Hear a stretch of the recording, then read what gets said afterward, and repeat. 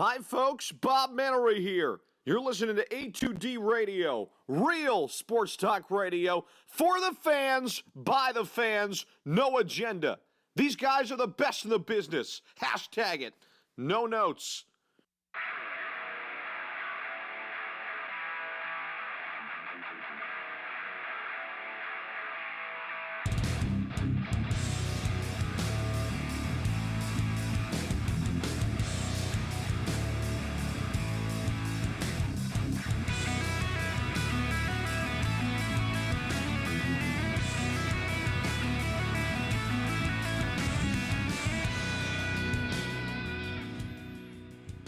What's up, guys? Welcome to the weekly roundup, coming to you live from the Real Talk Studios in Runnymede, New Jersey. Got a lot to talk about today. Going to be breaking down UFC 246, a little Antonio Brown talk today, as well as a little bit of giving our Sixers concerns, as well as filling in the holes for the Eagles coaching vacancies, who we think we should have, who we're concerned about, mainly OC. But got a lot to talk about today. Jake Friel, Kevin Godwin, new member of the fam, Steve. What's your last name? I'm sorry. Michelle. I didn't know how to pronounce it. No. Because I thought it was Michelle. That's what I thought it was. Yeah, I love this part of it. Sorry, think of it this way. Okay. Think about rye bread and shell. Rochelle. Rochelle. Oh, my God. That actually works out perfectly. It's the easiest way to explain it. Well, I've gotten this forever. Like you're Italian. I'm like, no, I'm not Italian. I'm freaking Jewish and German people. Come on. Right. And then the last name makes it even worse. It's one of the things we have to deal with when you talk sports is trying to learn how to enunciate people's names. And sometimes it's like, I don't want to figure that out. Right. But then we go and make fun of broadcasters and sportscasters because they don't do it. But, hey, you guys get paid to do it way much more money than we do to have fun and talk about it. Yeah, so. exactly. And always the Studio Crumb, our producer, as always reliable, Ralph Del Vecchio. Doesn't have his headset on right now because he's doing something else. But anyway, let's get into it. UFC 246 was last week. I was very impressed. Conor McGregor, in my opinion, is back. That also beaten Daniel Cormier. That also leads us to our poll question, brought to you by Specialized Physical Therapy, Cherry Hill, Princeton locations. Conor McGregor should fight Khabib Nurmagomedov. Agree or disagree?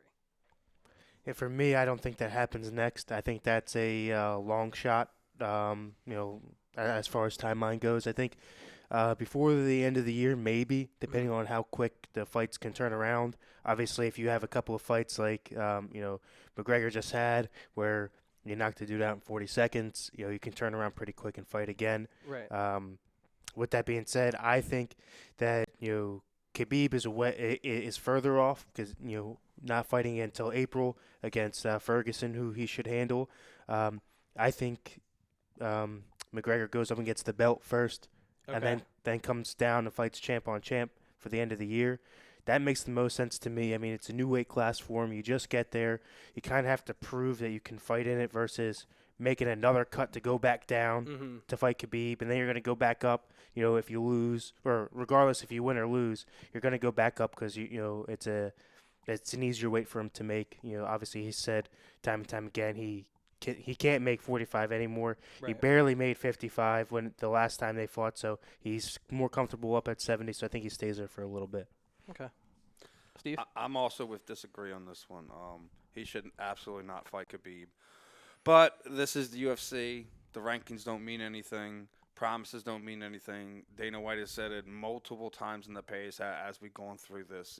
As much as we like to harp on rankings and who deserves this and does that, ultimately at the end of the day, he does whatever is the best interest for him and his company. We've seen it time and time again.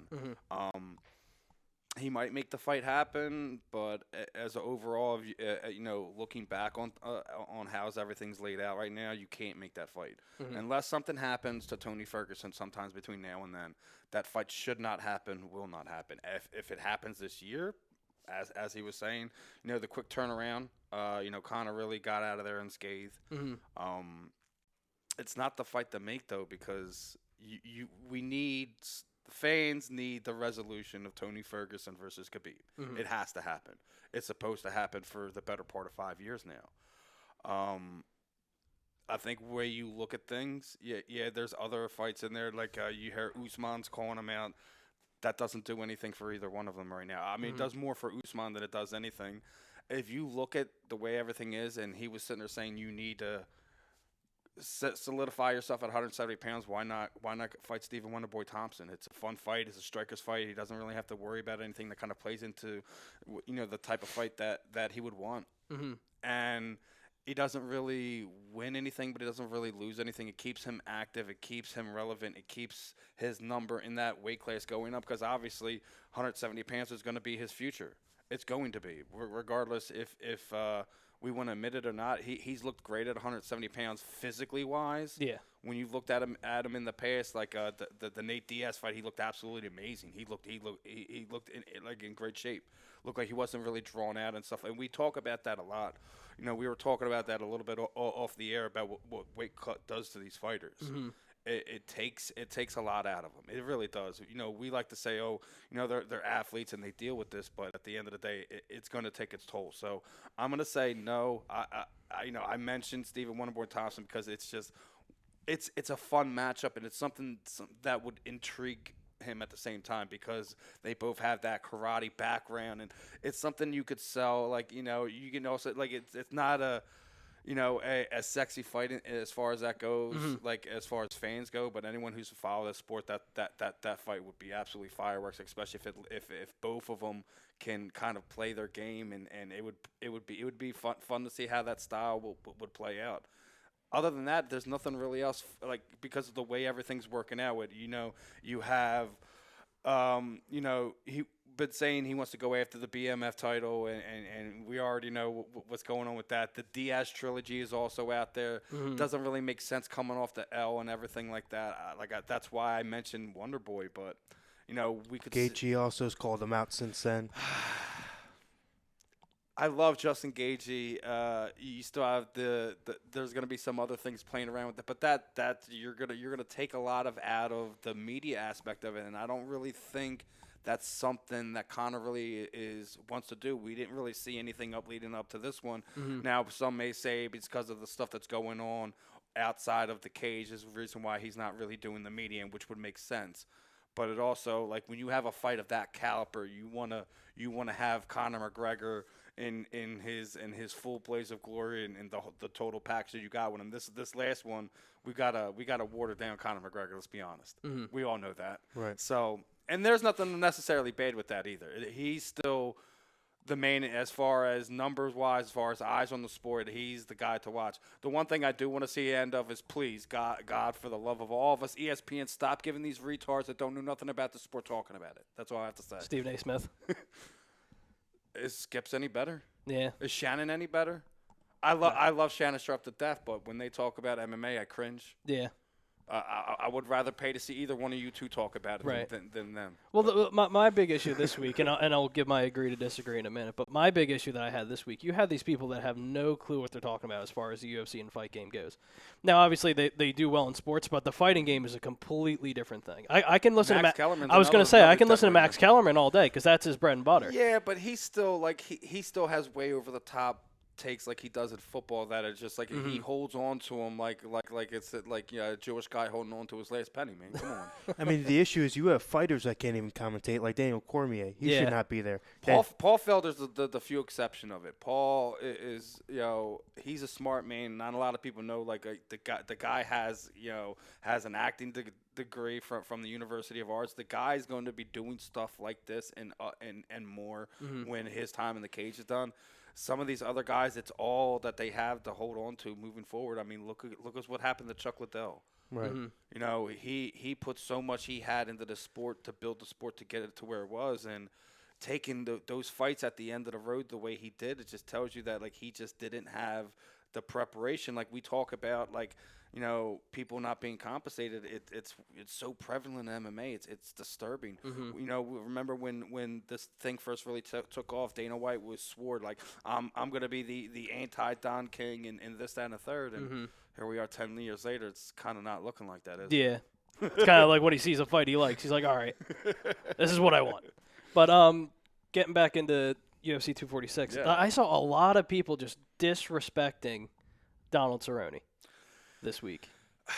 I don't see how you can. I mean, the guy's an animal. I mean, I don't see many people who are brave enough to jump out of a airplane into a lake without a parachute. First off, Right. But to sit there and say, "Oh, the guy's taking a dive," the guy doesn't know the word dive unless it's out of a plane or something like that. Right. So, anyone who spent more than 5 minutes with Donald Cerrone would know he's not capable of that. He has too much pride. Yeah. You know, it's just one of these things. But the disrespect around him is basically just because every time he gets in, it's like he has the Uriah Faber disease. When he gets these fights that could be something life changing to his career, something happens. Yeah. And it's not necessarily his fault. I mean, just sometimes he gets these matchups that are like it's a fun matchup for us and the fans and us to talk about. But when you break it down, it's really like Donald would have to have everything go his way for some of these fights to win, and he would have had to have cracked Conor and get him down on his back in position situations and to try to get him in a scramble to catch him in a submission, and it just. The likelihood of that was, the likelihood of, when you break down some of these amazing plays that you see in football and the percentages of that's kind of what you were looking at with this fight. Mm-hmm. It was just like he was playing a game of percentages and was hoping when he rolled the dice that everything worked out. And as soon as you were hearing that there was injuries leading into the camp, I'm like, well, he killed himself coming into the camp, which is what he always does. He overtrains. He does it every time. Well, people don't realize is how much of Cowboy's life revolves around the sport. I mean, he's opened up his own ranch that's just 24/7 fighting, which guys come in from around the world and basically live at his house to train. He's opened up his own fight promotion for guys transitioning from the amateur into pro series. Mm-hmm. And, with that being said, a lot of Philly ties, trains with guys, in Philly, like Paul Felder and those types of guys, really moving all around. Just wherever there's a guy training any given day of the week, you can expect, Cowboy to show up because of his love for the sport. And people forget that coming off of 2 losses, both on short turnarounds as is, took a fight on a 15-day notice, and then to turn around and say, yeah, sure, I'll fight the guy that was, a champ across 2 different divisions, coming up into the third, is fresh off of a year. I mean, that does, in its own right, deserves a lot of respect. I mean, you figure Conor's last fight before, last Saturday was 18 months. Mm-hmm. You give a guy 18 months to prepare for this singular fight. Mm-hmm. That's amazing that Cowboy would even walk in and say, yeah, sure, I got a shot at that. It's a different fighter. Like, you might as well throw away all your tape you have on right. that. It's a lifetime away from the sport, and especially if it wasn't injury and it wasn't like he wasn't in the gym. Like, we may have not seen him actively training on a regular basis or towards a fight. Doesn't mean him and Kavanaugh weren't sitting in there, in the lab working on some things to kind of get some things better. So and to a degree, what Stephen A. Smith said was correct. That sample size isn't enough to see what Conor McGregor is. That he still has holes in his game, and his one thing, what makes him different is his ability to close speed, cause damage, and get out before. That's what makes him so special in some of those situations. So, I mean, I would have agreed with him if I hadn't seen the shoulder strikes. I mean, that's something that, Adesanya came out and said, why is nobody doing this? That I love that. I'm going to – but it's not been done in this time frame. Yeah, like, to Randy that Couture degree. was the guy that championed it. Well, he championed that. Yeah, that but the shoulder bumps. Usually, like, that was a strategy going and saying, okay, that's something that we can do if we get into a clinch situation. Not something going and saying, hey, I might try to knock the guy out with my shoulder. I mean, that's ridiculous. And to obviously putting on a little bit of a bigger stage with that type of striking, but the technique is there. Although only in 40 seconds, I don't think he's lost a step at all.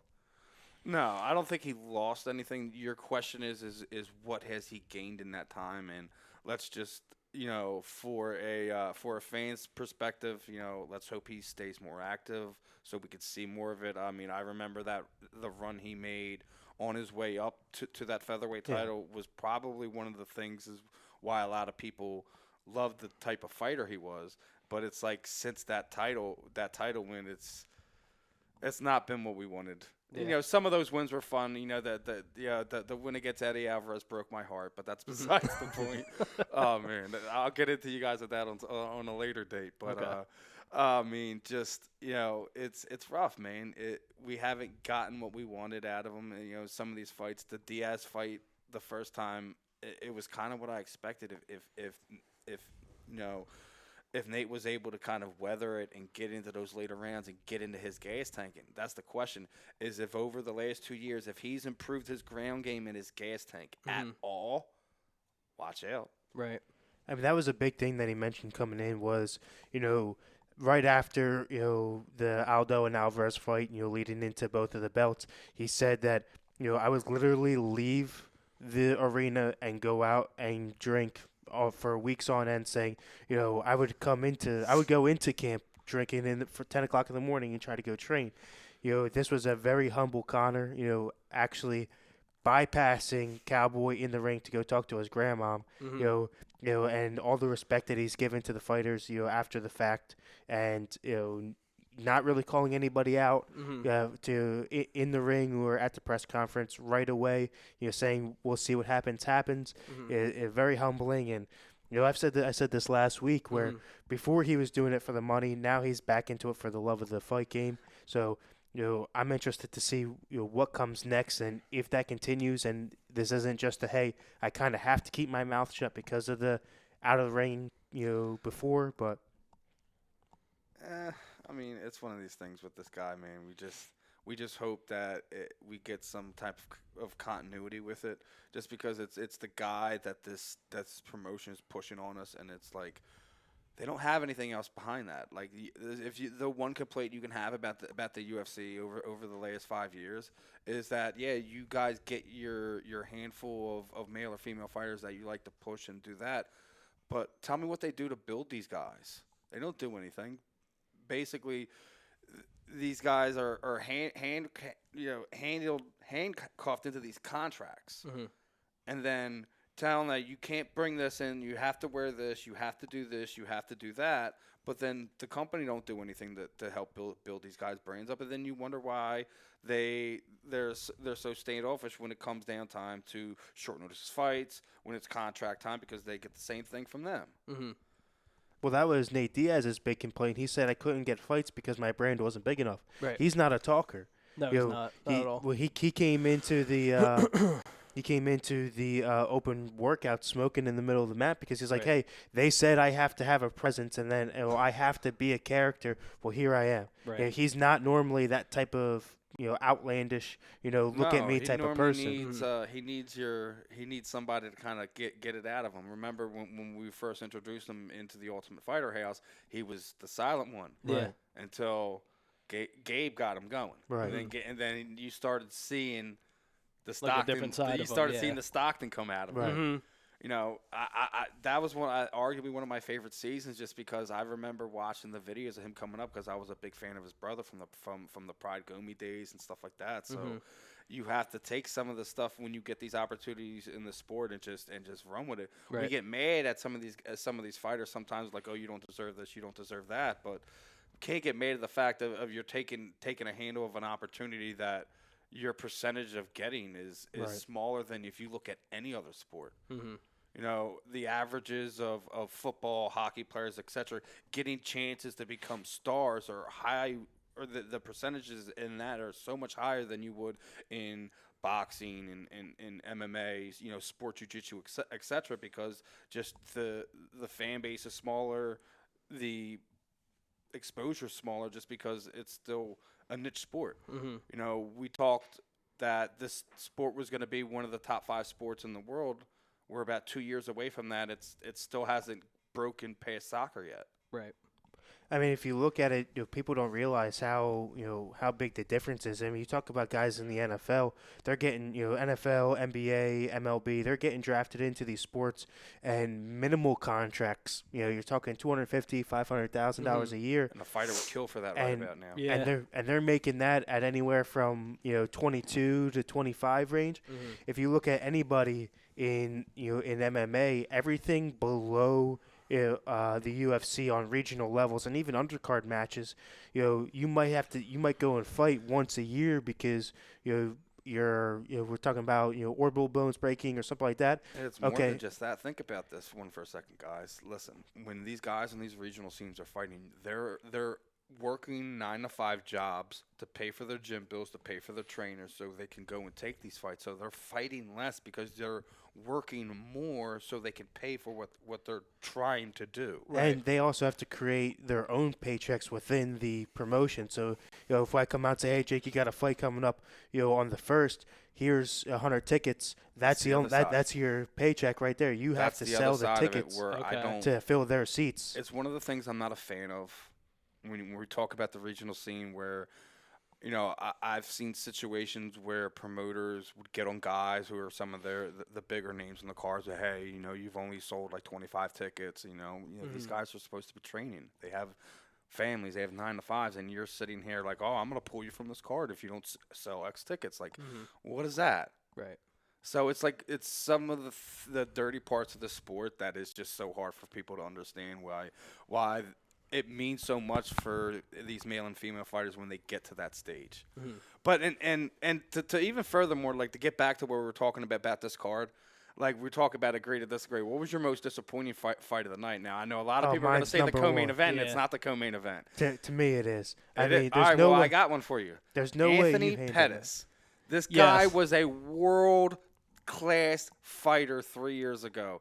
He is on and since the Max Holloway fight, he's been a different guy. The injuries are starting to catch up with him. This was a guy. The Showtime kick was probably the biggest thing. When we had the merger with WEC, we were getting, oh my God, we're getting the superstar. This guy's going to be amazing, and we haven't seen it. No, it hasn't really come to fruition. Like even the fight that he had with Gilbert Melendez was even like it was like but no, it's not him. It left much to be desired, and we really haven't seen Showtime Pettis. Like he just hasn't looked as comfortable as like we're used to seeing in these past couple and fights. Then he gets submitted by a guy that's as close to irrelevant. I mean, he's going to become more relevant if you look at his. I think he was like 17-2. It was something like that. Yeah. So. I mean, you have to – if you're not disappointed by that, I mean, I don't know. Like, that's one of the things that just leaves you scratching your head. This guy – like, what happened, I mean, it's injuries, man. Yeah, Fierro's no joke, though. Oh, no, not like I said, it's like the general fan won't really know it. But right. we follow the sport on a general basis, so we knew it was a dangerous fight. And it's sometimes like we talk about it like when the people say they duck him. I'm not ducking him. It's just the fact that he doesn't really have a name yet.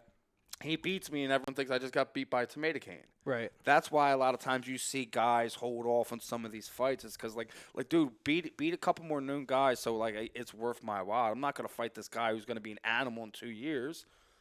And then, like you look back, oh, yeah, well, Anthony Pettis was the first guy you beat to get to the – yeah, well, exactly. Yeah. That's why some of these guys are like, listen, unless it's a title eliminator, I don't want nothing to do with that fight. Right. That's why a lot of times you see he's ducking in this sport. It's not about ducking. It's about making sure the money's right, the time's right, and it makes sense. I mean, back to the poll question, I think that's part of the reason why I disagree with you a little bit. I don't think Conor goes and fight Thompson.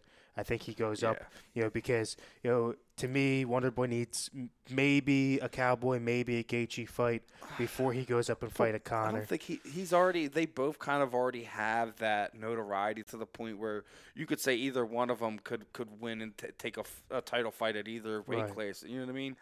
Like Stephen Wonderboy Thompson's like, he's had the fight with Woodley, and like he's had amazing fights. And it's more, like I said, it's to kind of keep Conor busy. It's a fun fight for the both of them. And it's like it doesn't really interfere with what's going on now. We all know that's not what's going to happen. Right. It's kind of what we hope happens. It's not going to.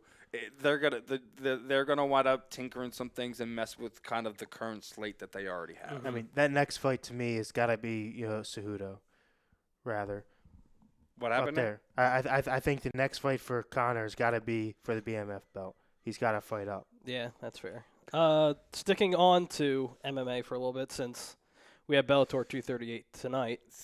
And obviously, if you guys want to place your bets, feel free to use our sponsor, ATSSportPicks.com. a2d.com. Use promo code A2D. Get yourself 20% off. Helps us out as well. Gives you a little walking around money a little bit. Helps us out as well. So, promo code A2D, ATSSportPicks.com. All right, so I just want to hear your guys' thoughts because I have no dog in this fight personally. Let's just go down the card real quick. the main card anyway. Bellator 238. Emily King versus Ava King. See, this is the problem that Bellator runs into a lot. They put these cards together, and outside of some of these other ones is what I talk about brand development with some of these fighters. Like, I mean, Bellator probably does way better job than UFC does, but they put these fights together. Sometimes you don't really know too much about. Exactly, yeah. But to their defense, they always have some type of video package. Like if they do like tape delays, or if they're doing something where it's not really something they kind of space their fights out where they give you a decent video package, not just their walkthrough and the commentators going by like the few little things that they have on their sheet of paper. Right. So like you have these situations where it's like not many people all right, know. hold on. Right. What does Wikipedia say? What does Tapology say? Oh right. man, what am I gonna do? So like it's you have these situations where like you have to like, all right, I gotta go into the freaking time machine here and figure out what's going on. Right. I mean, the other issue they come across is that kudos to the UFC for doing it, but they've kind of created their own type of minor league system with Dana Fight's Contenders, all of the different Ultimate Fighters that they've set up, and they've kind of done well for themselves to prospect, and all of those prospects are always in the limelight. When you look at somebody like a Bellator or Victor or One or anyone like that, you don't hear about those people because it's not on ESPN. Like it's not like a mainstream. Yeah. But because Chris Cyborg's fighting, ESPN Brazil has picked up the main event. Of course they have. You want to just do the main event then? I mean, like let's see who else we got here. Darren Caldwell and Adam Borkus. Darren Caldwell's, I don't know if a lot of people really know about him. Henry Corrales and Juan Archuleta. Nope. Obviously, everyone has to know this one, right? We were just talking about his brother Sergio Pettis. It's his second fight with Bellator, I think, or it might be his promotional debut. I forget. It's one of the two. Yeah. Raymond Daniels, Jason King, Ava Knight, Emily Geddes, Aaron Pico. There's now. He's one of the higher caliber guys, the prospect they have, and he's buried on the undercard. Yeah. Yeah, he's the last fight on the undercard. Yep. He's one of the big games that belt. This is what I'm talking about. As much as I love Bellator, as much as you want them to sit there and say this is the number two, you can't. Yeah. They do these knucklehead things like this. Aaron Pico should probably be the third or the second or third fight after you go on the main card. Right. I guess it's just to hype people up, I would assume, just to kind of get like them I guess it's probably also the fact that pay scale, how long he's been there, is, right. Star level, he's not quite there yet. I get it, but he's one of these guys you're building up. You can't always put him that far down. Like literally, he's kicking it off just about. Right. That's rough. Yeah, that is rough. So as far as the main event goes, you think Cyborg takes the title? I would have to say so, man. I've interviewed Julia. I've interviewed Chris in the past on my show. Julia Budd is an absolute freak of a specimen of a female athlete, man. She's literally the definition of a brick shit house, man. You can't get around it. And Chris Cyborg is Chris Cyborg. Like I said, man, the way this fight goes, if Julia's able to close that distance without catching damage and able to kind of make this a nasty fight, kind of like what Holly did with Raquel. But Julia's got real submission skills, and I know a lot of people like to downplay because Chris Cyborg's a legitimate, like multiple time black belt in multiple disciplines. You can't discount that, but it's still a fight, and people make mistakes in the heat of the moment, and you have to catch her in some of that stuff. We watched videos of Chris Cyborg manhandle freaking Tito Ortiz when he first took over. So it's like, it's not to sit there and say Chris doesn't have these skills, but that's also in a closed environment training. You're not getting punched in the face, and it's not with the pressure of a title on the line, and you're she's trying to make her name in this promotion now. It's a big thing. She's she's even said it. She's going after the Grand Slam. Mm-hmm. No woman has ever done what she's about to or trying to accomplish tonight. Mm-hmm. Julia Budd's a monster, but it's hard to pick against Chris Cyborg. Even as bad as she looked in that last outing when Amanda stopped her, it's that she played it the perfect. Like, you have to be able to weather Chris's strikes. If you have not only the chin but the smarts to roll off punches and not be able to take the full brunt of a Chris Cyborg strike, then get her in these situations. Julia Budd's equipped to do that. Yeah, I mean, I think Bud takes it just because, coming off of having 2 losses against somebody like Nunez who is very similar to Bud, very strategic. I mean, if you watch Nunez's last fight, you're going up against a world-class Muay Thai fighter who likes to clinch. What do? You hold her down on the ground. You don't let her clinch, right? Similar feel to this fight for me. I mean, if you got somebody like Cyborg, what are you going to do? I mean, pin him up against the cage and don't let her get off her knees. I'm glad you mentioned the Jermaine Duramity fight, because Jermaine is a world-class striker, and everyone has seen she knows, she's not going to hit. What she was hurting her was them kicks. Yeah. And it was just her kicks were getting her second guessing, and it was setting up her strikes, and she's like, you know what, I'm not playing this game. And she just took her down, and that's how she won the fight. There ain't nothing wrong with that, and it wasn't maybe the most fan-friendly way to win a fight, but hey, they're fighting for millions of dollars and for contracts. Probably the most technical fight I've seen in a long time, as far as total I wasn't control a fan by a of how she went about the Shevchenko fights. I wasn't a fan of how she fought them. I felt she took her experience in those one that kind of made it kind of like more exciting for us. But then as it got to the end, she was just out of gas. It was like, I need to get out of here because she's gonna catch me. And that up kick she hurt her. I mean, but you're also talking about probably one of the best pound for pound fighters overall. Not only in a female in the sport, but Amanda Nunez is no joke. Yeah, but all right. When's the last time Julia Budd stopped the fighter? It's been like on Chris Cyborg's level. As much as I love Julia Budd, she has to stop Chris Cyborg to win this fight, even if she is the champion. Because I think if it goes to the cards, and it might play into Chris's favor. I mean, that's tough. Usually 9 out of 10 times you don't see a title change on a card. Yeah, if it goes to the judges. Well, if you look at it over the past 5 years, it's happened more than it's ever happened in the sport.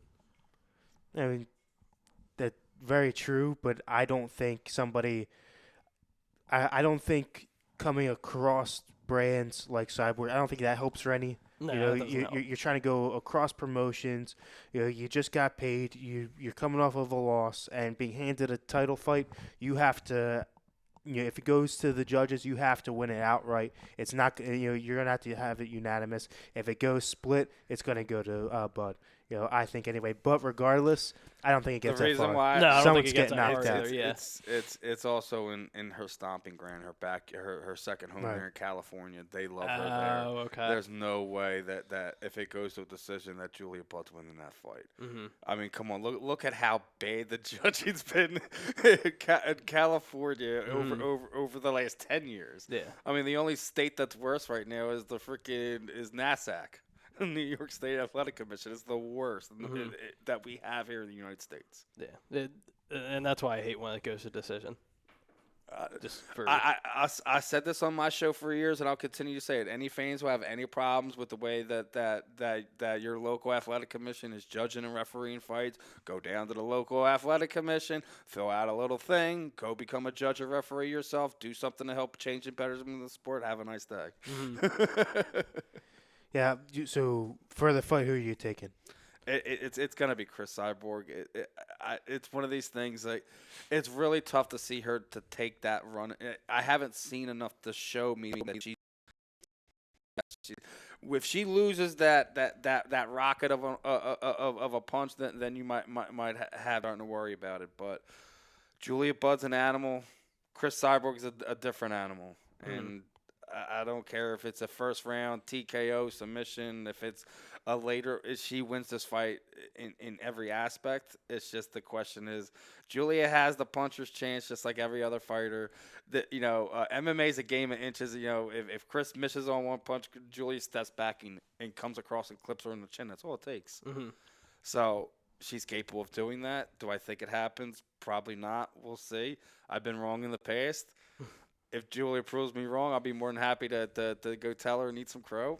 If not, congratulations to Chris on becoming the first freaking women's Grand Slam champion that we've had in the sport.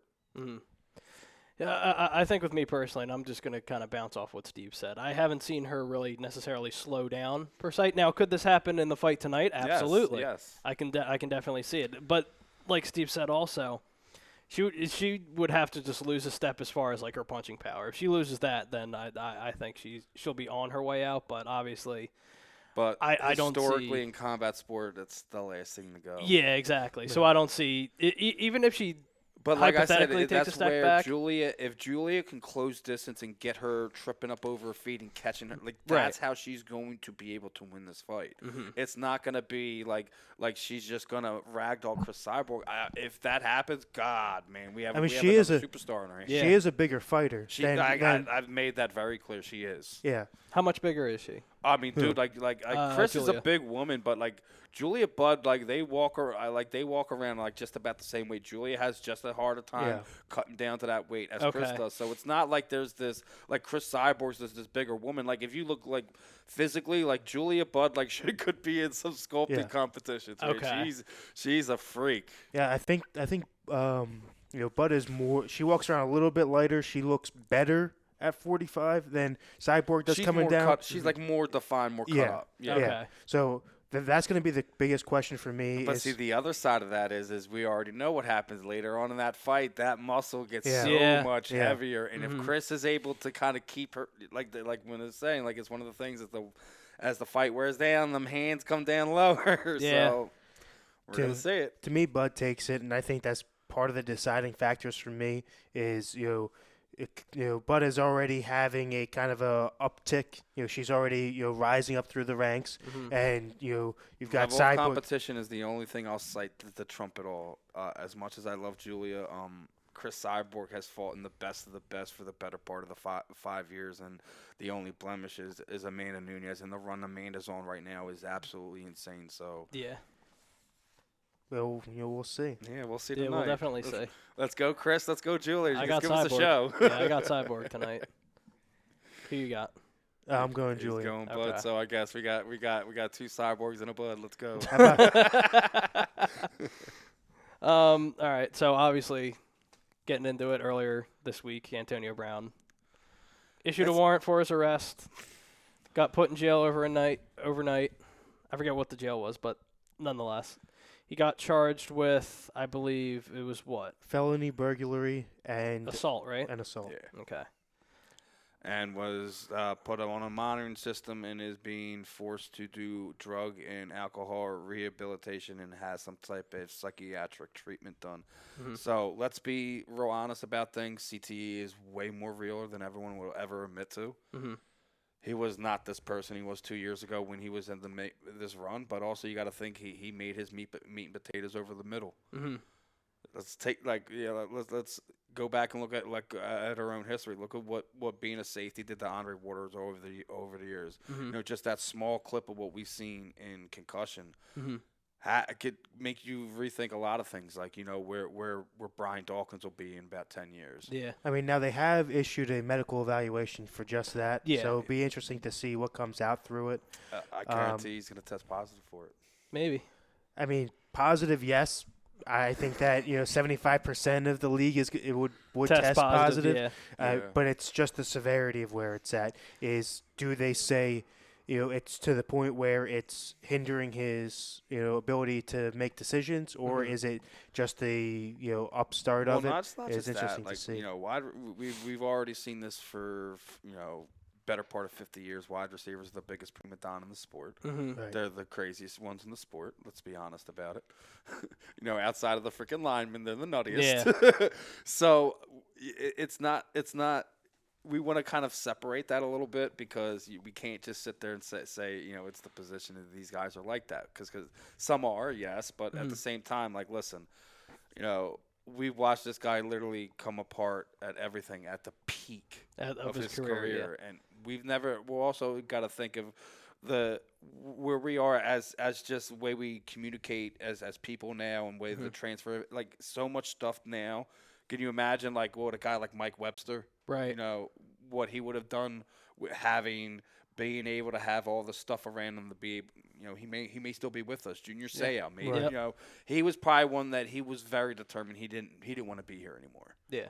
But there's some of these guys where if we had some of the stuff that we have now, they might still be here. They may have some type of quality of life, and the football side, the clicking aside, because he's been a great form of freaking news for a lot of freaking companies who do stuff like this. So like it's. You put that all aside, man. You have to worry about what quality of life he's going to wind up having. Right before this whole situation, it was him throwing his kid's mother out on the street, sending her a truckload of bag of candy dicks. That was the freaking. I mean, it's great. It's great. It's fun for us, right? But at the same time, like, you have to worry about what's going on with this guy. We worry about it for a lot of reasons because, we admire these guys as both as fans, as both people who cover the sport, as media, as whatever. We still care about these guys on some level. Yeah. It's just you can't be around being with these people this long without having some type of feelings towards it. Regardless of, thankfully he wasn't a Cowboys fan, or we probably would be burying him right now. But that's besides the point. He's a Steeler, Raider, whatever.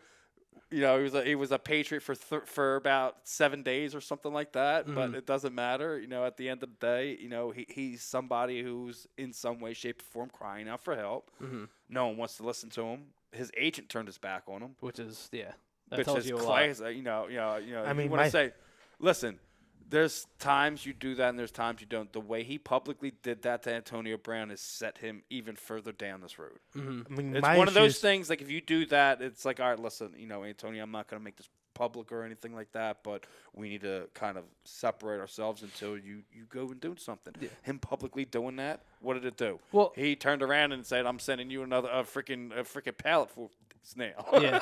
I mean, my issue is, let's be honest with the facts is that, there's no way in the NFL, especially if you're on Antonio Brown's level, to not do anything publicly. One way or another, something's coming out about it. And my issue is, his trainer got arrested before he did. So there's a lot of the issues are rooted bigger than he is. So if there was a connection back to his agent that you cut ties before something like this happens, that was inevitable. But my issue is, yes, do I feel for the guy as far as the mental health side of things go? Absolutely. Do I think that the crime, the punishment might be a little bit over the crime? Maybe a little bit. I mean, he's facing life in prison, which is a little bit over the top. Come on, but guys. it's a little bit over the top. He's facing life in prison and was fined $100,000. Let's be honest, man. Tom Brady did the same thing he does. He's not getting life in prison. It's because of everything that's going on in his life. They're kind of, I think it's more of they're charging him as one of the things they're going to drop anyways. It's kind of like, we're trying to scare you straight type of situation. I get that. But there's sometimes, because I've already seen it now. What was that? The cornerback Apple's mom already sit there and say this is about color. I mean, the issue is it's a year's worth of stuff, charges. yeah. I mean, he still has the sexual assault charges that are still ongoing. He's got the burglary that's now ongoing. He's got battery ongoing. So it kind of stacks up to the point where now it's being combined into one case where they say, okay, yes, do you feel for the guy for the mental side of Absolutely, things? yeah. Sure, but can I just go out and start throwing bags of candies at my wife, or throw her out on the streets and Right. and Start put, yelling at and her put and- my child in that situation? Right. No, you can only do so much for a person, and Mm-hmm. if this would have stopped before this, sure, but it's time and time again, You're running out of the house when he got released by the Raiders, all the way up until now. I mean, it's so showboatish, Yeah. and there's so many legal aspects to the point where it's like, come on, man. Well, especially too, people that, and I saw this on Undisputed. I think it was the other day. In the past week, obviously we've seen like little samples of where Antonio Brown's been affiliated with the police, and mind you, he lives in a private community in Hollywood, Florida. This past week alone, the cops have been called on Antonio Brown 18 times. It got to the 18 point where times. this is the first time I've ever seen where a charity has actually given their money back to the donator. Oh, really? Yeah. Did they really? So Antonio, I didn't know that. Antonio Brown donated to the local police's flag football league that Oh, wow. supports the local community. They've actually refunded his money and given it back to him because they want no ties with him. Right. So he tried to pay off the police, and it didn't work. Yeah, man. and I've said it for the past couple years. Ever since that playoff game, that hit that he took over the middle against, I think it was Vontez Burfict. Yep. That I think that's what changed it, in my opinion. And I know the Steelers head coach. I'm forgetting his name right Mike now. Tomlin. Mike Tomlin. Thank you. Yeah, Mike Tomlin said there was stuff behind the scenes for a while, but I think this is kind of what kind of just changed him a little bit. Because obviously we've seen him show up before, but never to this point. And another thing too, remember when I think it was like a month or so ago when the Saints were talking about bringing in Antonio Brown, they told him over the phone, "Dude, don't bring an entourage. We'll talk about your contract privately."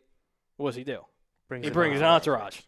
And So- they even went out and said that he's probably the best athlete that we have ever seen And it's a shame. come into the league. And they've got Michael Thomas. Right. So to say that about somebody that's not even in the league, you're playing on a team that's been off and in the media, to be in such physical shape, to be what they see as the best athlete that they've had on their field, It's a shame. and then not sign him, there's got to It's be almost something like he there. has it's like he, because of where he was drafted and everything he'd been through that got to where he was. It's just like you have such a chip on your shoulder. Sometimes it's hard to kind of let it go. Right.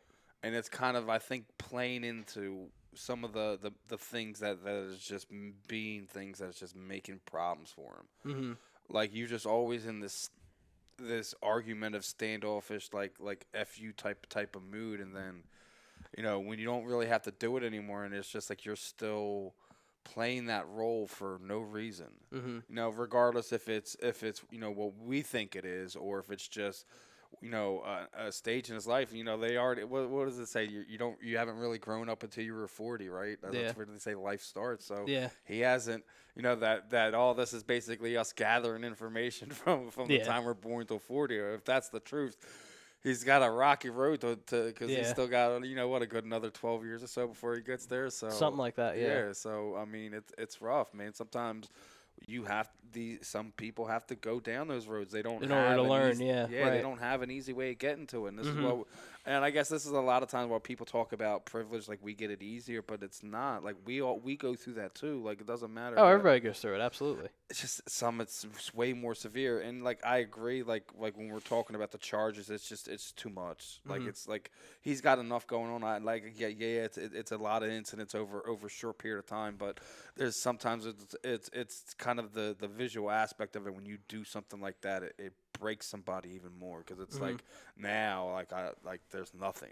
Well, the good thing is now he's going to get help. Let's hope. So Let's hope. So we'll say, even let's just say, because obviously before people have just been pushing him away. So now that he has the opportunity to get better and is obligated to get these treatments, hopefully we see him change a little bit and kind of relax a little bit. But again, if he doesn't, then that makes me that much more concerned about Antonio Brown. Yeah.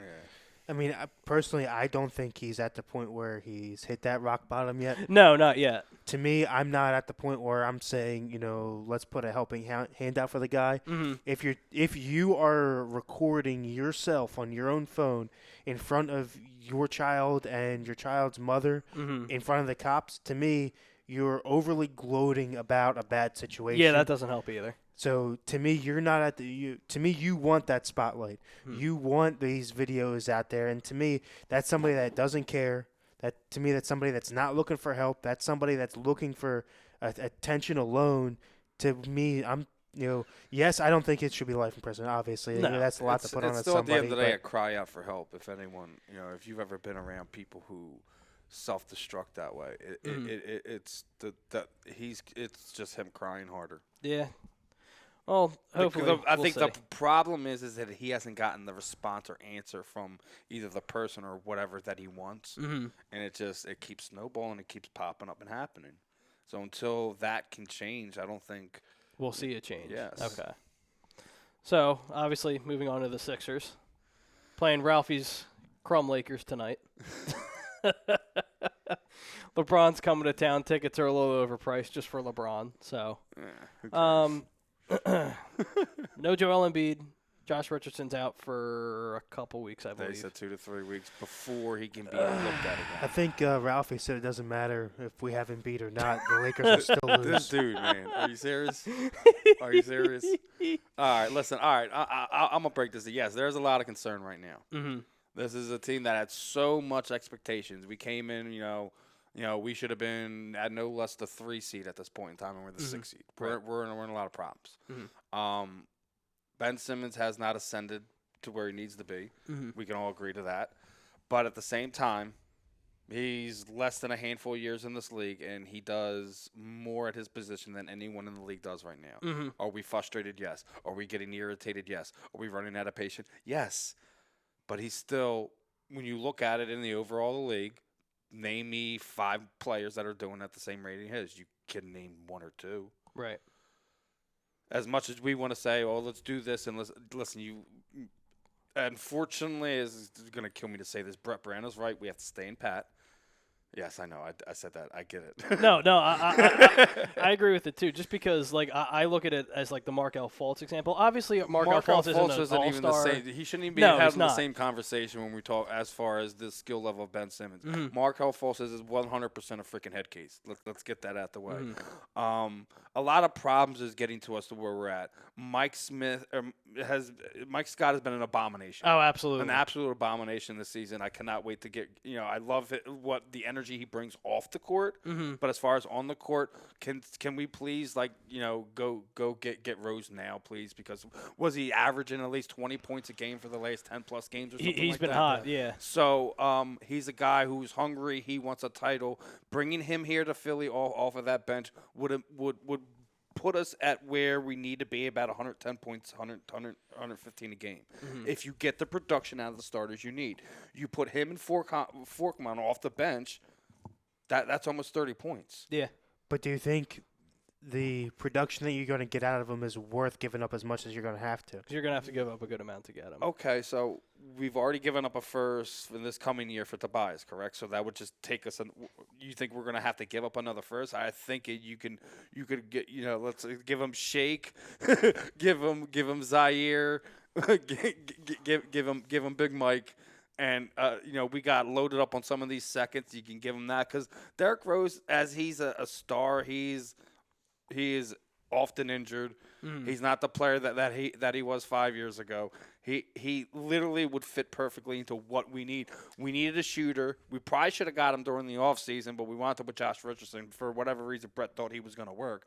But at the same time, here we go again. Josh is hurt, and we need a shooter. And another thing is, we weren't going to overpay for Redick, so we had to leave him walk in the offseason. The thing with Jimmy wasn't going to work. He wanted to be the guy. As much as I wanted that whole situation to work, it wasn't going to. As much as all of us wanted to, he had a different way he wanted the team to be. He wanted to be around him. He had 2 other guys that were in front of him. It wasn't going to work. As much as Jimmy Bucket is always going to be. I'm going to love that season. Yeah.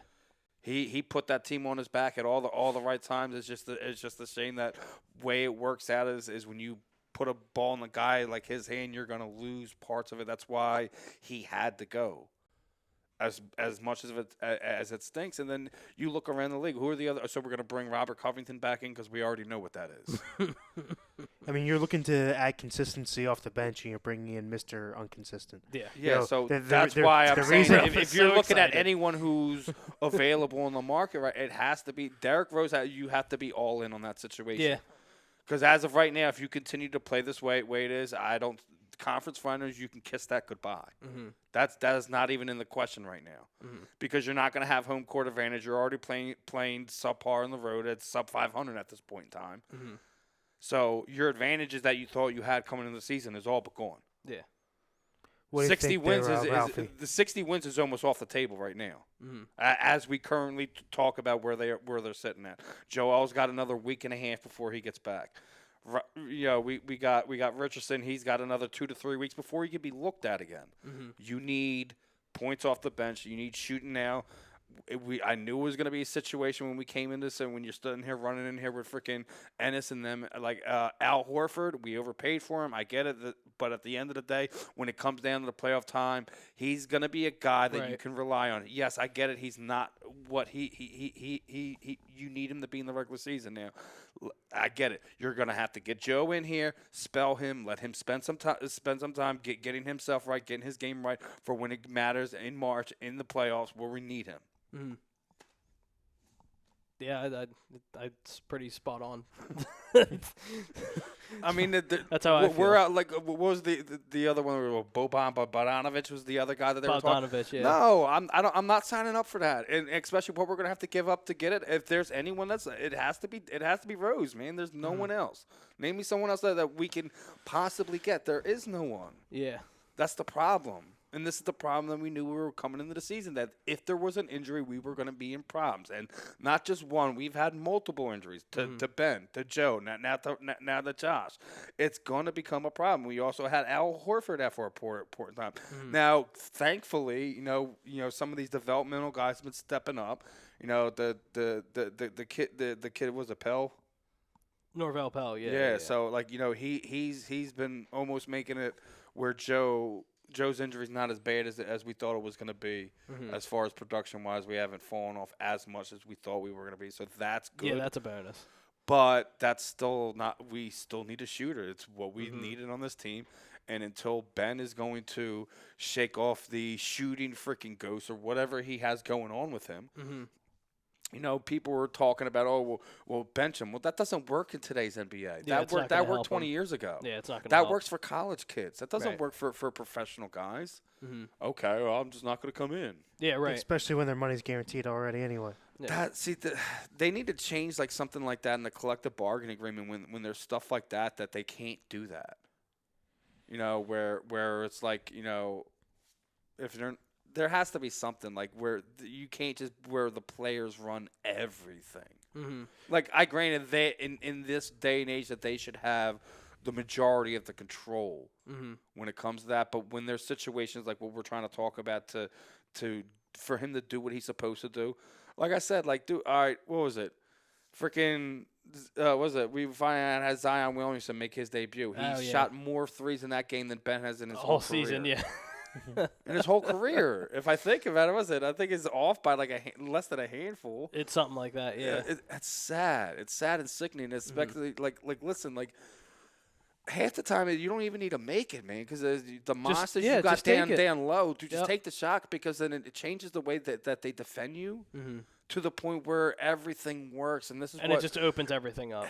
And almost at this time, it's almost like, because of the relationship that Brett Brown had with Ben's dad, it's I think crippling the way that he's coaching. I completely agree. And I've been saying it for a couple of years. It's the fact that Brett Brown has known Ben ever since he was a little kid, and he's coached his father. Yeah, and it's like this, like he doesn't want to go over the top. Yeah, because because then he has to deal with his dad too. Yeah. And we've already seen how that blows up with the whole ball situation with that family. Oh, jeez. Yeah. So we don't need any of that exterior stuff. And here's the thing, how's it Shaq and Barkley and all them call out Joe all day, all the live long day. And then when it comes to Ben Simmons, it's crickets. Yeah. Because if you ask me, he technically, if you want to take the eyeball test and look at talent, the way this team is constructed, that Ben Simmons is the biggest superstar on this team. Yeah. Joel Embiid has the other it factor that us as fans here in Philadelphia attract to. that mojo, that swagger, that the way he plays the game is what us as fans love. But when you look at the overall how the game of basketball is played today, his skill set and everything, he is Magic Johnson times 10. Now, do you think when he comes back, they're going to be able to resolve that issue and be able to have two bigger stars like that on the court Ben Simmons again? needs to stop hiding in the corner in the last 2 minutes of the game, and this team will be fine. If he stops hiding in the corner as we get down to the crunch time of this game and just tries to hide himself because he doesn't want to shoot for whatever reason it is, that's the problem. It's not about them meshing. It's not about them. They play well. Listen, I don't care if they don't like each other. Shaq and Kobe hated each other for damn near 5 years, and they won how much? Yeah.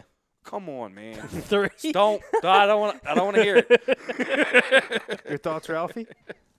It's just that this offseason with the Sixers, they just put himself in a big hole to, if you need to make a move for a guy like Derrick You're Rose, stuck, yeah. you have to give up 3 to 4 players just for the money to match to get a Derrick Rose.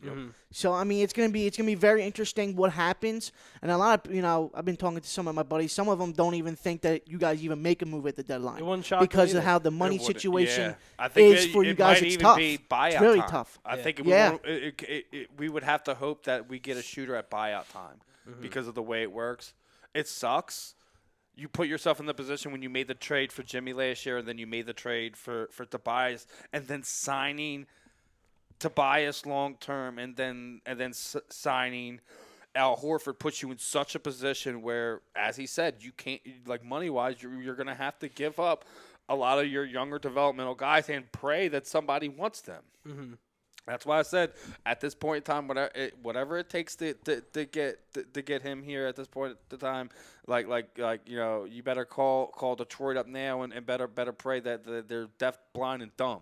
Yeah. And they're not is the problem. Yeah. I think the problem really is that, to me at that point, it's almost not worth it. If you're giving up 3 guys off your bench that But you're are going to younger, throw the season away just for that? but are you going to throw the next 5 away to bring in a guy that's at the latter start of his career anyway? And it's, yeah, and but it's one of those things. You could still get 2 or 3 seasons out of Rose here, and I think he would do well here. Yeah. And Especially if he knew that role, like where he would get spelled to start. And he would be the guy getting 90% of the minutes off the bench. I don't think he would have a problem. Derrick with that. Rose coming to the Sixers, he's automatically a 6-man. Automatic. So Oh, he's going to automatically, get to 22 to 24 minutes, almost like a starter, and that's almost 18 to 20 points coming off the bench that the Sixers desperately need. Yeah. Because, like Steve said, I mean, Mike Scott hasn't been doing what Mike Scott has been doing since he's been a Sixer. And He's not the guy he was last season. Yeah. That's for No, sure. he definitely isn't. No, he is stealing money from us right now. Yeah. and it's, I think it's one of those things, too. It's like you're damned if you do make a trade and you're damned if you don't make a trade. 'Cause We've made moves before at the buyouts. That's how we got Ilyasova and all that a few years ago. The same thing how we wound up with Ennis in the first place. I think he's not. He ain't playing neither side of the ball like he was last season. Yeah. I think the only reason he's on the team right now is because of his defense. I mean, I think at that point in time, I'd be better served to give Matthias more time than Ennis at this point in time. He's probably, and as crazy as it sounds, he's your best pick from the last 3 years. Yeah. As crazy as that is, you wasted the pick on Zaire at this point in time, unless he does something magical over this contract that he's got when this recent call up because of the injury to Josh. Unless he does something right here, right now, over these next handful of games, he should be packaged up and traded out. As crazy as that is. Ugh.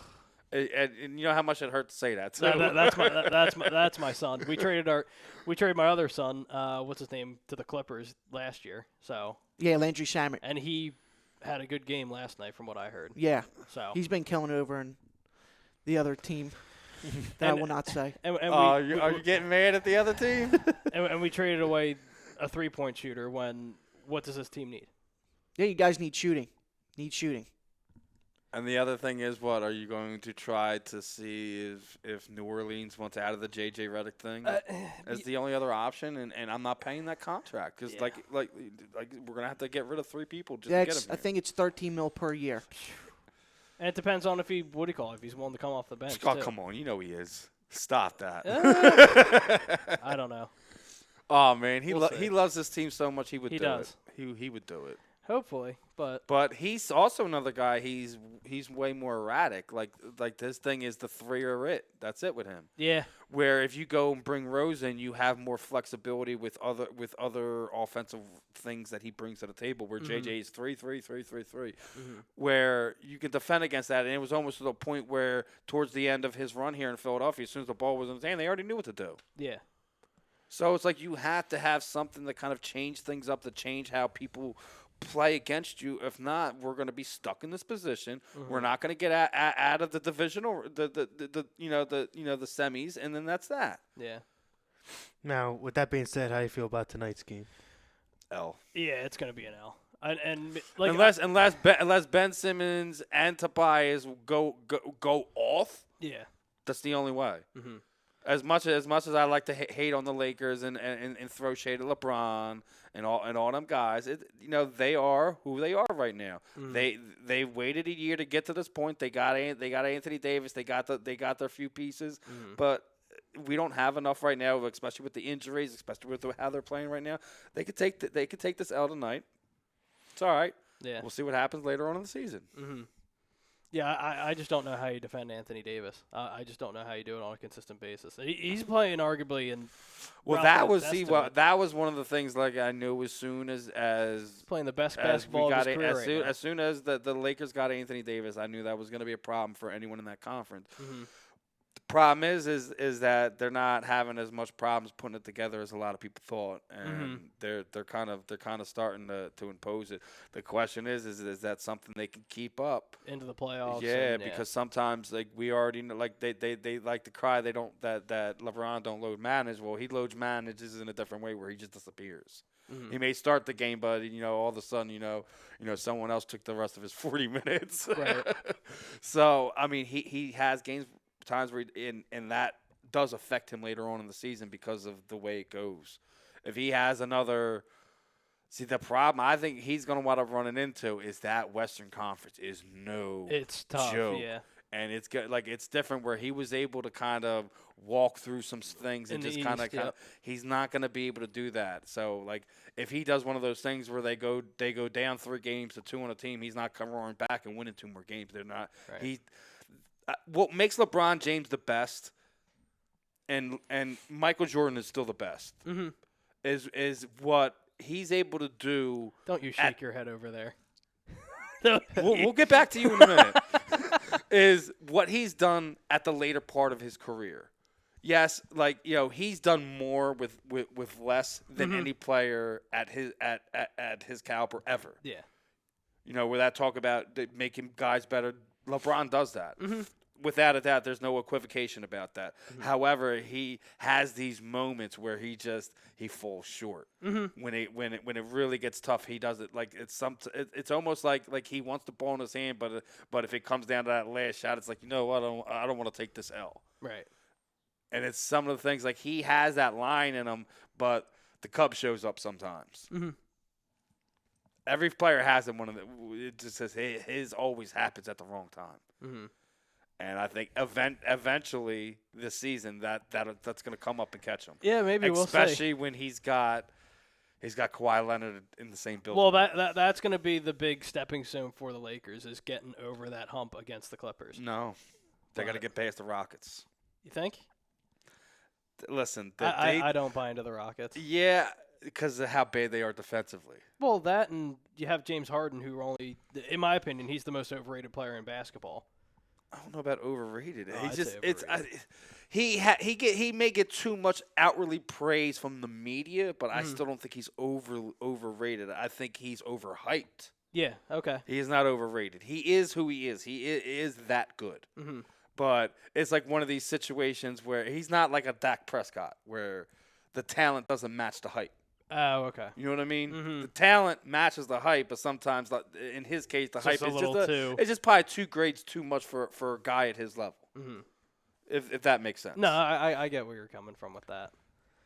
But we'll see. I think the Rockets is the one that you're going to have to watch. That the Clippers will be there. That's going to be there in the conference finals if they get there. But I think The one that'll tell me that they're ready to take that fight is how they dispatch of the Rockets, because I believe they will. It's how they do it. Okay. Yeah, I can see that. Let's get into. Yeah, I like I touched on earlier. I have the Sixers losing tonight. I don't know how you can bet against them at home though. Yeah, that's true it's too. that Yeah, just they've only hate had to see two, but it's like it's also when you look at everything that's going on. Like if there was, like if Joe's is healthy in this game and Bennett and all they're all working on everything, I might sit there and be like, you know what, LA's taking an L tonight. Yeah. But I just don't see that, especially with like the trend of how they played over the last 10 games or so. It's just up and down, up and down. Right. This looks like a down. Yeah.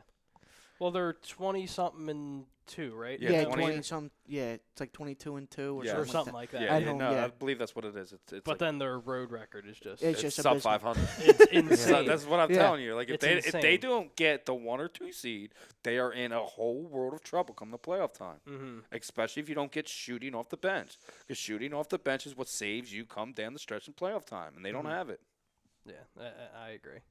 Who do you have tonight? I can't bet against them at home. I'm watching. He's being disagreed today. He's going That's Julia fine. Budd. He's going the Sixers tonight. Let's do it. Yeah, I think the Sixers win again tonight. I mean, it's just so loud. I mean, we talk about teams like, playing the Saints down in the Superdome, going to Seattle, playing in Foxborough. Philly has created such an atmosphere in that building at home to where, But I it's don't like think. that in just about every team. Like if you look at the home, how Philly teams are, like it's why players like coming here is because the absolute home field advantage that you get when you're in the link, when you're at the Wells Fargo Center, when you're down at Citizens Bank Park, it's different than you are at any stadium. It's one of the things, like I've even talked to fans that, like I remember when the draft was here and I was with a group of like NFC East guys and they were like just like he's like we've been to like games and stuff like he's like just like you guys are just on another level. That's why like when you see these polls of what they do about the like fan bases, like I just don't think you should put us in them because we're not the same as y'all. Right. No, that's fair. Yeah, I think it gets louder tonight in that building. It's gonna be packed because you're tonight. gonna get you're gonna get the crumbs in there too. So you know what I mean? It's going to be louder in there tonight than as LeBron's he's hairline. dancing. As long as you take a video, you're doing yourself at the center, man. Just make sure you get that. We've got a couple of them. Yeah, we've got a couple Ralphie videos. But my guess is it gets louder in there tonight than LeBron's hairline. Ooh. Why you gotta do 'em? I was waiting. Yeah, I saw you turn the mic dude. on. His hairline started running faster than mine. I mean, he's got to come back here, bro. Yeah, it's crazy. You No, can't he wear fixed headbands it. anymore. No, Nah. he fixed it. He's got the plugs in now. Yeah. Oh man. Oh, does he have the plugs now? Yeah. He doesn't have that Oh. stupid magic marker on his head? No, because they got the other. So just it was shave a it couple off. weeks. I don't get it. I do it. Uh, A couple Yeah. weeks ago, they I mean, my got hair's ripped out by running his off my head hairband. faster than anything. It's going to my face more than anything. I will shave my head. There's no shame in it. Bald is sexy now, guys. Relax. There's no need to hide it.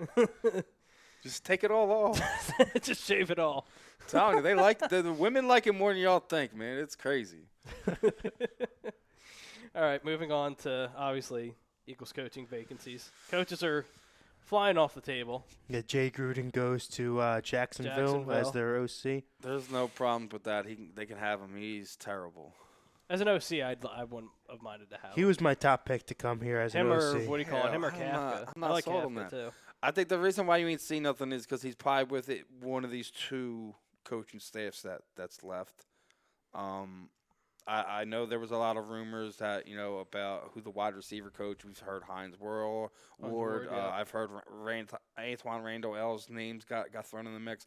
I'd love for one of them to take over the wide receiver, especially Antoine Randall L, because he was a former quarterback before he came to the NFL. Not a lot of people remember that. Mm-hmm. So, like, he kind of doubles as another thing as your communication between the wide receiver and quarterback. You need somebody like that. And it's one of the things, like, not only that, just to see how he was developed. Mm-hmm. Like, he understands, like, those stepping stones that some of these guys are going to need where whatever Mike Groh was freaking, blowing bubbles in the air, whatever he was doing as far as developmental guys, I mean, he wasn't doing anything. I mean, if I'm looking at as far as their wide receivers, who they have now and who I want to bring in to help fill that hole, is the biggest gap for me is catching the ball. Yeah. Is you're not wanting to go over the middle for whatever reason and pulling their hands back in, and if the ball hits their hand, not catching it. To me, It's basic Hind fundamentals, Ward's man. that's his bread and butter. Hind So Ward. I think he fixes that. I think he's the guy that comes in, gets it done. As far as OC goes, I think right now you guys are going to be struggling because Yeah. Gruden was my pick to come in. I don't think he's a head coach. Obviously, we've seen that. But as far as the OC goes, especially helping with the run game, if you bring back in enough pieces, he's ran a good enough stable in Washington to get it done here. With him out of the mix, I don't know who you're going after. Kafka's going to end up getting blocked, so I don't think you guys go that route. I don't think we really needed a guy like Kafka. I know, we were looking at the guy from USC, and that actually works. I know a lot of people aren't fans of that, but here's the thing you have to think about when you're going to look at what this offense going to be constructed moving forward with Carson Wentz over the next 4 or 5 years, with Doug Peterson and also. Miles Sanders is going to be a big part of that. I know people are still questioning how they're going to play with that. I still think the West Coast screen game with the running back out of the backfield, you'll probably see him closer to 1,000 yards receiving over the next 3 years than you will more likely see than rushing. Okay. Just because of the way the Eagles go about play calling, how they run their offense, is that you're going to see it that way. You have to think about how that plays out. So when you get that, you bring that guy in from you. He plays that air raid style, Right. that down the field, and you could tell this season watching Carson Wentz, it was killing him that he could not just take 5 steps, hop, and just pop that ball down the field. He didn't have anyone to do it. Torrey Smith was a guy he could do it to, even though they didn't really hook up a whole lot. That he would get them on PIs almost all the time. I think there was only like 1 or 2 times that Carson or Nick would go downfield and he either wouldn't get a catch or a pass interference that whole season. So then you lose a guy like Deshaun that you just lost the whole top of it. And then, no one thought that the decline that we've seen in Alshon Jeffrey was going to happen. Yeah. It wasn't a decline. It was like 3 seasons of declines in one. Yeah. I mean, it was like he couldn't do, I love Alshon, regardless of who we think was the rat in the locker room. As a player, what he meant to that 17 team was way beyond what anyone thought he was when we signed him.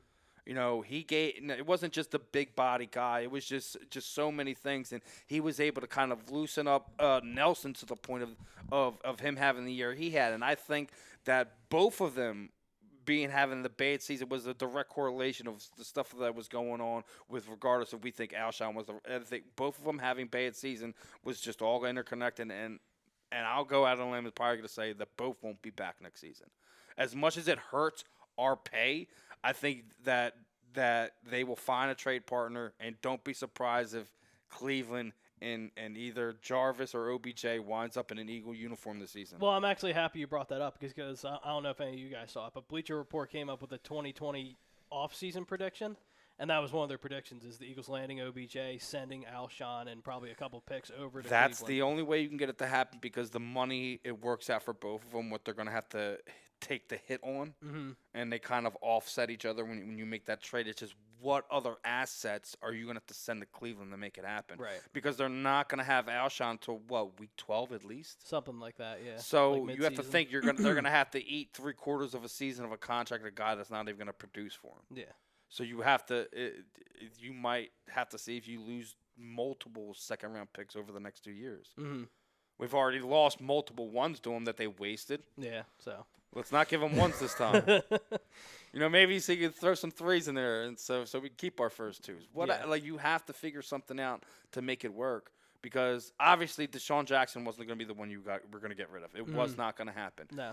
The thing is that the freaking coaching staff allowed him to not take the surgery when he should have, and it costed him his entire season because he would have been back by the Patriot game, and we probably wouldn't have been in that situation that we would have, and probably had multiple home games. Yeah, hopefully. And probably would not have had to play Seattle. Yeah. See, the way I look at it is, if you're going out and getting a guy like Jarvis Landry, or who's realistically their number one in Cleveland, or Odell, I'll give them whatever they want because I know that I'm not giving them whatever they want. I mean, I'm giving them Alshon. I wouldn't be comfortable giving him multiple ones. I'm not going. No, I'm not giving them multiple ones, Well, but I'm saying they're gonna. Well, they've had to give up multiple ones to get them. I don't think that First, we're talking about the Browns. They're not that smart in the first place. Yeah, well, we've already as far as fleeced the them trade once. I deals don't think go. they're going to allow us to fleece them again. I think you can. It wouldn't shock me either way. Especially when It would. If we were to not be able to give up multiple ones and not giving up any like real serious young talent, I might sign up for it. my thing is, if I'm looking at going out and getting a number one receiver after already knowing that you can't draft well in the first place, to me, I don't put that much value You're into technically the picks. just drafting one. But I don't think they're going to draft one, guys. I don't. I think. Listen, this is what I think. I think we're going to see. We kind of seen a tweet last night from Robbie, Mr. 11. I think you see them pick him up. Oh, you'll see that. Yeah, I think so. If they make that trade, why do you need to go get another receiver? So you think about it, if you get him to come in to play the slot, you already have Deshaun on the other side. If you get OBJ, he plays the other side. You don't really need to go out and draft another one because you give at least you give JJ at least another season to see what you can do with him. I mean, that just backs the point And then even you more. keep If you ask for two number ones and you're not And expecting then to you go out and keep trade Greg Ward anyway. too. Well, Greg Ward's probably going to play in the slot, or Yeah. they're going to intertwine. Well, no, between him and that's JJ, what I'm saying. yeah. Like you get that, and then you can play that in there. And I still think that one of the things that the Eagles really missed the ball on, as far as that towards the end of the season, is what did they used to run a lot of with Nelly? They used to do that wide receiver screen, right? Yeah. Can you imagine if they did a trick play off of that in the playoffs? They'd have been able to go down the field, like run the wide receiver screen, but just slide the line and not have them go down the field with it, so they don't get called for like legal man downfield. Right. And had Ward Or something, yeah.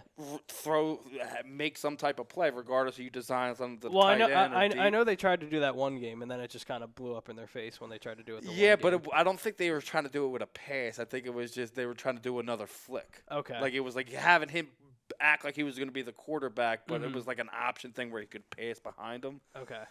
If they thought they did something down the field, but that's something you could still. That's why you keep a guy like that on there. Is just a wrinkle you can keep in to keep these teams off balance. Like because look, Doug is a great play caller in that aspect that he's not scared to take that risk where Andy was. So you're able to kind of do some of these things that you have to keep some of these guys on this roster who's going to be able to give you those type of things.